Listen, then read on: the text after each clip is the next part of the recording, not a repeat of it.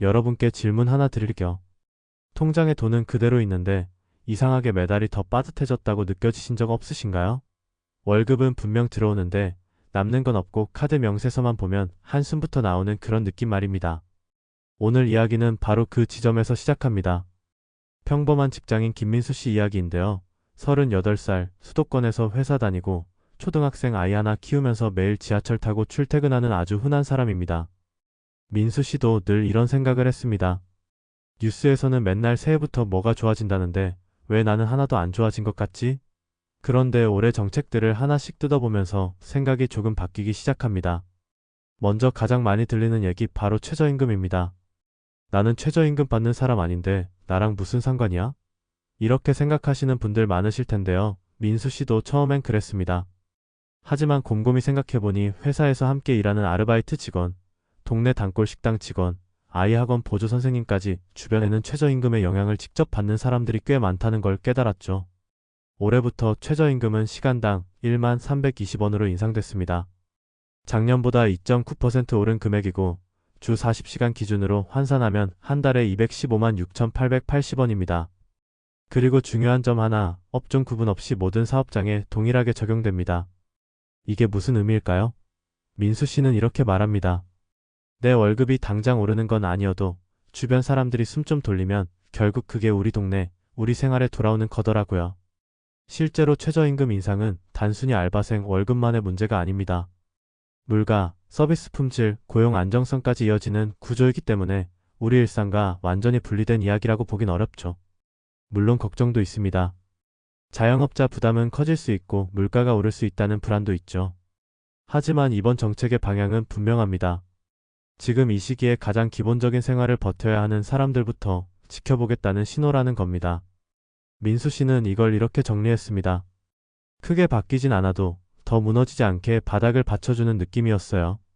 오늘 일부에서는 이렇게 새해부터 달라지는 정책의 큰 그림, 그리고 그 출발점인 최저임금 이야기를 해봤습니다. 다음 2부에서는 아이 키우는 집이라면 그냥 지나칠 수 없는 이야기, 바로 아동수당과 양육비 지원이 어떻게 달라지는지 민수 씨 집 이야기를 통해 더 자세히 풀어보겠습니다. 아이 키우는 집이라면 이 이야기는 그냥 지나치기 어렵습니다. 김민수 씨 집도 마찬가지인데요. 초등학교 4학년 딸 하나를 키우고 있습니다. 예전에는 아이가 어릴 때만 돈이 많이 드는 줄 알았다고 합니다. 기저귀가, 분유값만 버티면 조금 나아질 줄 알았는데 막상 초등학생이 되니까 상황은 또 달라지더랍니다. 학원비, 문제집, 준비물, 간식비까지 안 나가는 돈이 없거든요. 그래서 민수 씨는 뉴스를 보다가 아동수당 확대라는 말을 들었을 때 처음엔 반신반의했습니다.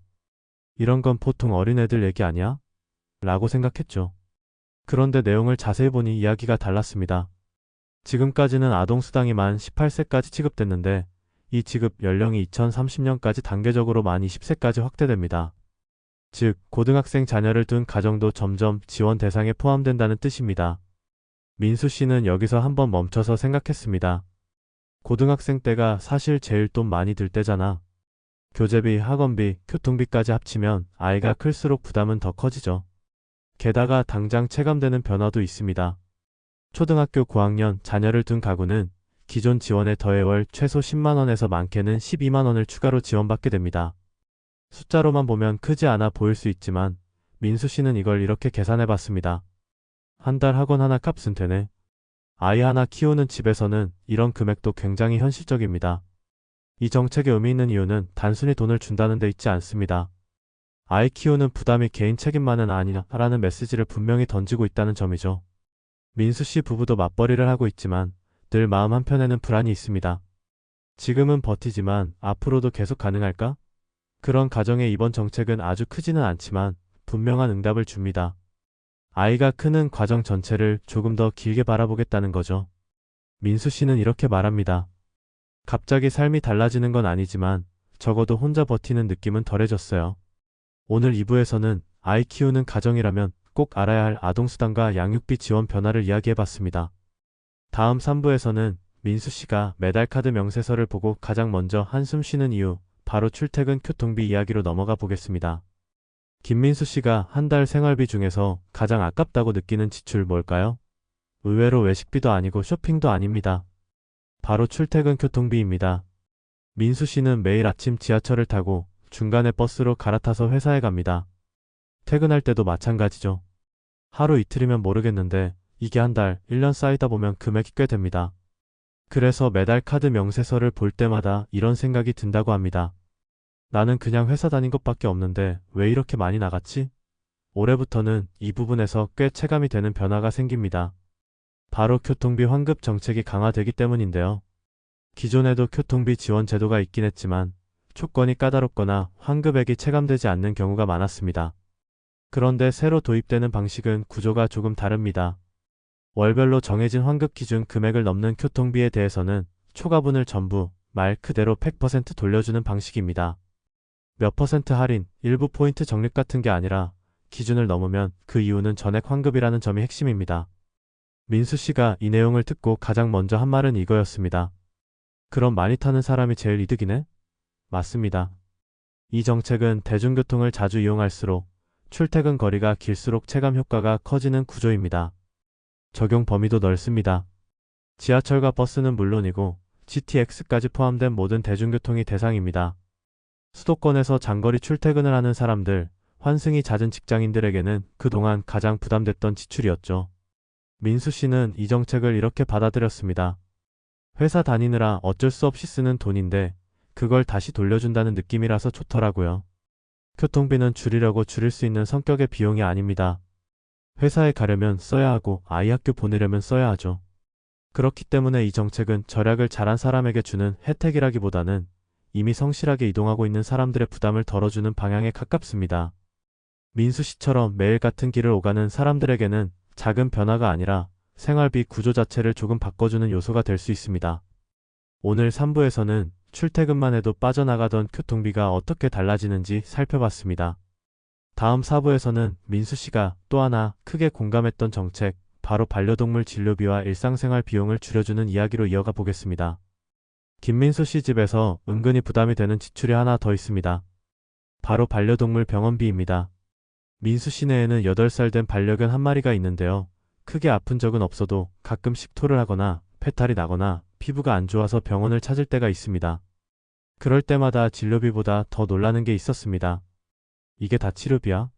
알고 보면 진료비에 붙는 부가가치세 때문인 경우가 많았죠. 그래서 민수 씨는 반려동물 병원에 가기 전마다 한 번 더 고민했다고 합니다. 조금 더 지켜볼까 아니면 지금 가야 하나?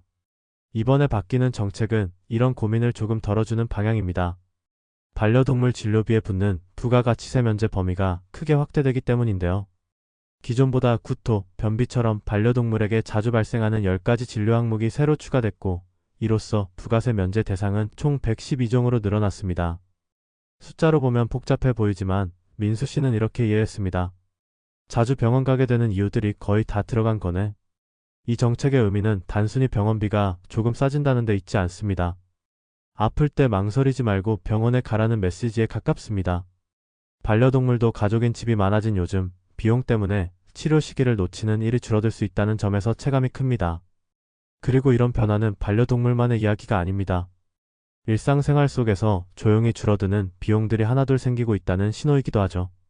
민수 씨는 이 정책을 보면서 이렇게 말했습니다. 이런 건 뉴스에서 크게 안 다뤄져서 잘 모르고 지나가는데 막상 겪는 사람한테는 꽤 중요한 변화더라고요. 정책이라는 게 늘 눈에 띄게 크고 화려할 필요는 없습니다. 이렇게 생활 속에서 반복적으로 나가는 지출을 조금씩 덜어주는 것도 충분히 의미가 있죠. 오늘 4부에서는 반려동물 진료비를 포함해 일상 속 부담을 줄여주는 정책 변화를 살펴봤습니다. 다음 마지막 5부에서는 많은 분들이 가장 반길만한 이야기, 쉬는 날과 이동에 관한 정책들을 정리해보겠습니다. 김민수 씨가 뉴스를 보다가 가장 먼저 미소를 지었던 소식이 있습니다. 바로 쉬는 날이 늘어날 수 있다는 이야기였습니다. 일상을 버티는 사람들에게 휴식만큼 직접적으로 와닿는 건 많지 않죠. 이번에 국회에서 제헌절을 다시 공휴일로 지정하는 법안이 의결됐습니다. 제헌절이 공휴일이었던 게 벌써 18년 전 이야기인데요. 이 법안이 본회의까지 통과하게 되면 7월 17일이 다시 빨간 날이 됩니다. 주말과 붙는 경우에는 사흘 연휴도 가능해지는 구조죠. 민수 씨는 이 소식을 듣고 이렇게 말했습니다. 연차 하루 덜 써도 된다는 게 이렇게 반가운 줄 몰랐어요. 이건 단순히 하루 더 쉰다는 의미가 아닙니다. 쉬는 날이 제도적으로 보장된다는 건 일하는 사람들의 삶의 리듬을 조금이나마 회복시켜주는 장치이기도 합니다. 그리고 이동과 관련된 변화도 하나 더 있습니다.